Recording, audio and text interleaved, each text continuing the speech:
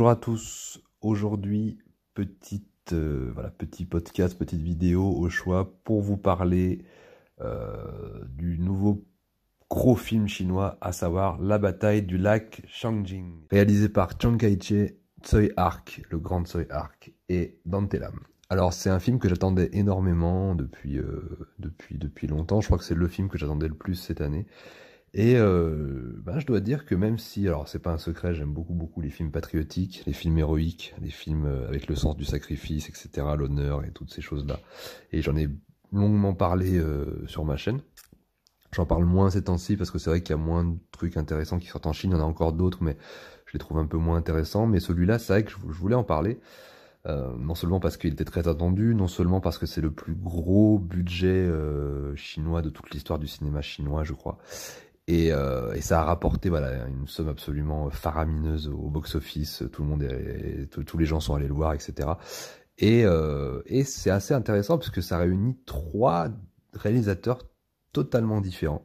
Alors évidemment, la plupart des gens fans de cinéma de Hong Kong le regarderont pour Tsui Hark, évidemment le grand génie du cinéma de Hong Kong.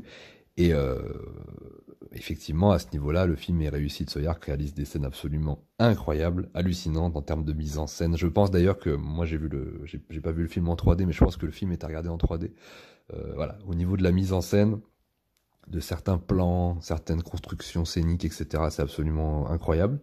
Notamment voilà la scène où ils attendent, ils se fondent au rocher pour essayer de ne pas se faire voir par une patrouille d'avions comme ça. C'est tout filmé en plan séquence, c'est absolument hallucinant, c'est absolument dingue. Évidemment, de l'autre côté, on retrouve aussi le réalisateur Dante Lam, qui lui évidemment est beaucoup moins, on va dire, a réalisé beaucoup moins de chefs-d'œuvre qu'un Tsui Hark, mais depuis quelques années réalise des grands films d'action, et notamment en Chine, c'est vraiment quelqu'un qui est très efficace dans les films d'action. Et là, il y a vraiment quelques scènes aussi qui réalisent des grosses scènes d'action immersives, caméra à l'épaule, etc., hyper violentes, hyper gore. Donc c'est super aussi de le retrouver. C'est assez unique, ça crée vraiment une bonne symbiose entre les deux. Et puis en troisième, on a Chiang Kai-shek, dont je connais assez peu le cinéma. J'avoue que en fait, je connais très peu le cinéma de Chine continentale d'avant 2010. En réalité, pour moi, le cinéma de Chine continentale, c'est quelque chose où j'ai commencé à m'y intéresser à la fin de l'âge d'or du cinéma de Hong Kong, que je considère comme être en fait la fin des années 2000 et le début de l'âge d'or du nouveau cinéma chinois qui correspond aux années 2010. Et d'ailleurs, sur ma chaîne, je ne parle que des films des années 2010 et d'après. Et donc je connais très peu les réalisateurs chinois et les films chinois qui ont été réalisés avant cette période. Je connais évidemment que 2-3 films de Zhang Yimou, mais dans l'ensemble, il y a plein de réalisateurs que je connais pas. Bon, ma copine est chinoise, donc elle me fait découvrir aujourd'hui des films, quelques films d'avant, dans les années 90, 2000, etc. Mais bon, j'avoue que c'est pas un cinéma qui m'intéresse beaucoup dans ces années-là. Ce qui m'intéresse, c'est vraiment aujourd'hui la symbiose entre tout ce que le cinéma chinois a appris, ce qu'il a appris des techniques américaines, occidentales, tout l'apport des artisans du cinéma de Hong Kong qui viennent travailler en Chine, une identité vraiment propre à la Chine en tout cas pour les gros films, à savoir le retour de leurs films patriotiques, leurs films héroïques, leur mythologie portée à l'écran, voilà, leurs mythes, leurs légendes, etc. Et puis ils commencent aussi à attaquer d'autres genres comme la science-fiction, le fantastique, etc. Donc c'est assez passionnant ce qui se passe en Chine, je trouve, même si effectivement je suis pas un grand spécialiste, je suis pas un grand fan des acteurs chinois, bien que dans ce film-là, il y a des très bons acteurs que j'aime bien, notamment Wu Jing et d'autres, qui ont des très bonnes gueules que j'apprécie forcément. Ils ont pas pris des jeunes têtards comme c'est le cas dans beaucoup de cinéma, dans beaucoup de films dans le cinéma chinois que je trouve insupportables, les Chris Wu et compagnie que j'aime pas du tout, tout lisse, etc. Voilà, tout frêle et qui n'ont pas beaucoup de charisme et d'identité. Là, on retrouve des acteurs avec un peu plus de gueule et ça fait plaisir. Et ça serait bien, ouais, effectivement, que le cinéma chinois utilise de plus en plus des mecs avec un peu plus d'épaisseur, notamment au niveau du visage, au niveau de l'épaisseur, etc. Et donc voilà. Donc moi, voilà, pour vous dire, je m'intéresse au cinéma chinois depuis assez peu de temps, là, depuis une dizaine d'années. J'ai vécu en Chine, j'ai voyagé un peu partout là-bas, j'ai vu beaucoup de films. J'ai commencé à regarder mes films chinois dans la dernière décennie, et j'ai vu tout ce qui arrivait. Et effectivement, j'aime bien l'idée, voilà, que le cinéma chinois qui est voilà qui peut être voilà très dur, très patriotique, etc. et garde son identité. J'aime énormément ça. Et effectivement, ce film-là est très réussi. Mais j'ai été un peu déçu. J'ai été complètement happé par le côté action et le côté mise en scène, c'est-à-dire qu'il y a vraiment, et là je retrouve vraiment deux génies du cinéma de Hong Kong qui se mettent totalement au service du cinéma chinois d'aujourd'hui, totalement. C'est-à-dire qu'il y a une identité qui est purement formelle. On reconnaît la patte de Tsui Hark, on reconnaît la patte de Dante Lam, on reconnaît vraiment l'immense apport de ces artisans hongkongais dans le cinéma chinois et ils sont utilisés pour ça. Et on sent qu'ils mettent vraiment de leur savoir-faire à l'intérieur du film. Et en ça, je trouve ça exceptionnel. D'un autre côté, même si moi je suis toujours attiré par les histoires vraiment de héros, les films de guerre où les gens se sacrifient pour leur peuple, pour leur nation, pour la génération d'après, etc. Je trouve ça très très beau. Il y a notamment cette scène absolument magnifique que j'ai vue dans pratiquement aucun film occidentaux où en fait un des soldats chinois relève un de ses frères qui est à terre, qui est blessé, et en fait, au lieu, donc il le relève, et au moment où il le relève, il y a un ennemi avec une mitraillette qui leur tire dessus, et au lieu donc de se dire, je vais sacrifier mon pote qui est de toute façon blessé et qui va bientôt mourir, le mec se tourne pour sauver son pote blessé et se sacrifier à sa place. Voilà. C'est ce genre de petits trucs comme ça qui est vraiment, c'est vraiment too much et c'est vraiment de l'ordre du mythe et de la légende.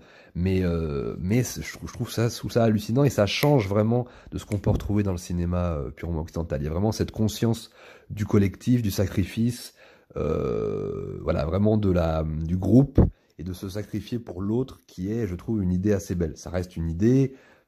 Dans les faits, je sais très bien ce qu'est la Chine, et de toute façon, ce sont des films, ce sont des romans nationaux, ce sont des choses qui sont faites pour fédérer la nation, pour fédérer un peuple, et c'est pas quelque chose de réaliste. C'est quelque chose. Et d'ailleurs, tous les, je veux dire, les pays du monde entier ont toujours pratiqué le roman national à travers des films de guerre, à travers des films d'action, les Américains en premier, les Indiens encore aujourd'hui, les Pakistanais, les Turcs, les Russes, absolument tout le monde fait ça. Donc là, pour une fois, voilà, c'est le point de vue chinois. Je sais qu'on critique beaucoup la Chine, beaucoup de gens ne le comprennent pas trop la Chine. Moi qui y ai vécu, je peux vous dire que tous les jours, je me retrouve avec des espèces d'incompréhension, mais parce que c'est normal.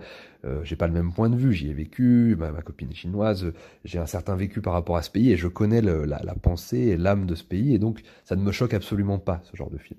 Et même du fait que, par exemple, les grands méchants du film soient les Américains, c'est totalement logique, puisque ça a été effectivement dans cet événement, qui en fait se situe pendant la guerre de Corée, c'est effectivement l'Amérique qui vient agresser la Corée. En tout cas, je crois. Après, il faut peut-être qu'on me prouve le contraire. Alors effectivement, il y a peut-être, c'est peut-être tout ça est peut-être un petit peu plus compliqué dans le réel, mais de toute façon, je veux dire, vous regardez n'importe quel film américain de guerre ou patriote, ils vont pas, dire un pays qui comment dire, ça n'existe pas un pays qui ne glorifie pas sa propre histoire, sa propre armée. Si, ça s'appelle la France, mais bon, ça c'est autre chose. C'est un pays voilà, qui a honte voilà. Là, je pars dans autre chose. Mais par rapport à ces pays-là, l'Amérique, la Chine, etc., il y a encore cette construction vitale du roman national, etc. Ça peut paraître exagéré pour certains, ça peut paraître complètement faux, c'est pas très important. En définitive, ça fédère le pays, ça fédère le peuple, et d'ailleurs, le peuple, enfin, ils y sont pas trompés, puisque des millions et des millions de Chinois se sont déplacés pour aller voir le film. Donc ce ne sont pas de simples films de propagande où personne ne va, qui sont simplement créés pour uniquement faire de la pub pour ça. C'est aussi, il y a un vrai enthousiasme pour le peuple pour aller voir ce genre de film. Donc ce sont de vrais films populaires, et c'est ça aussi qu'il faut pas oublier. C'est-à-dire que effectivement, pour nous, ça peut paraître abusé de ce qu'on connaît de la Chine, mais pour un Chinois qui aime son pays, c'est totalement normal, c'est totalement logique. Donc il faut vraiment se replacer tout le temps du point de vue des Chinois. Bon, là je parle vraiment, je brosse un petit peu la pensée chinoise à l'aune de ce film-là. Après, si vraiment, voilà, j'ai été bluffé par les scènes d'action, bluffé par la mise en scène. Par contre, et là, c'est vrai que j'ai été un petit peu déçu de ce côté-là. Si on revient vraiment sur le cinéma, j'aime beaucoup le parcours des héros. On retrouve toujours de la symbolique, effectivement, héroïque, sacrificielle, etc. Mais par contre, c'est vrai que j'ai été moins ému que certains films que j'ai pu voir, comme Chinese Pilot, Chinese Doctor, The Rescue, la Brigade des 800, etc. J'étais moins dans l'émotion, moins emporté par l'émotion. Ça m'a peut-être moins transcendé. Ça m'a pas, j'ai pas eu la chair de poule comme j'ai pu l'avoir dans d'autres films patriotiques chinois. Voilà, c'était le petit truc un petit peu décevant que j'avais repéré pendant le film. Le film dure 3 heures, il est très généreux en action. Je préfère quand même la bataille de la montagne du Tigre pour tout un tas de raisons, parce que je le trouve plus fun et plus coloré, et puis c'est un Tsui Hark, donc c'est il y a une palette en fait de d'émotions et de jeux et de mise en scène et voilà de sous-textes qui sont plus intéressants. Là, c'est plus manichéen, effectivement, c'est vraiment commandé par le Parti communiste chinois, donc c'est effectivement plus carré. Mais c'est quand même du grand spectacle. Je pense que c'est des films qui doivent totalement sortir sur grand écran, indépendamment de tout ce qu'on peut penser voilà, politiquement, idéologiquement, etc. Ça n'a aucun intérêt pour moi. En tout cas, voilà, c'est une volonté qu'a la Chine de montrer les muscles, comme elle continue de le faire. Et là, voilà, ça va de plus en plus loin, avec de plus en plus de gros budgets, de mise en scène, de savoir-faire, etc. Et ils ont progressé de manière abyssale au niveau des effets spéciaux et au niveau voilà, de tout un tas d'aspects techniques. Ils sont vraiment champions. Mais effectivement, le savoir-faire hongkongais y est pour quelque chose. Le fait d'avoir été influencé par le savoir-faire aussi occidental dans la mise en scène des blockbusters américains, notamment, des choses comme ça, effectivement, plus tout l'esprit chinois qui découle d'aujourd'hui avec cette envie de montrer les muscles, ça fait un film plus qui pète dans tous les sens et qui est absolument sublime en termes de spectacle, d'action et de sens de l'héroïsme. Voilà, donc un film quand même que je conseille. J'ai hâte que ça sorte en France. J'espère que ça sortira dans une belle qualité en 3D, ça serait vraiment bien. Je sais pas si le film a été spécialement fait pour la 3D, mais en tout cas, je pense que voilà, que vous aimiez les films chinois ou non, que vous aimiez les films patriotiques ou non, si vous aimez le cinéma, si vous aimez le cinéma à grand spectacle, le cinéma d'action, les films de guerre, je pense que ça peut plaire à beaucoup d'entre vous. Voilà, c'est tout ce que j'avais à dire sur ce grand film. Je vous dis à bientôt. Vive le cinéma chinois et vive la France. Bye.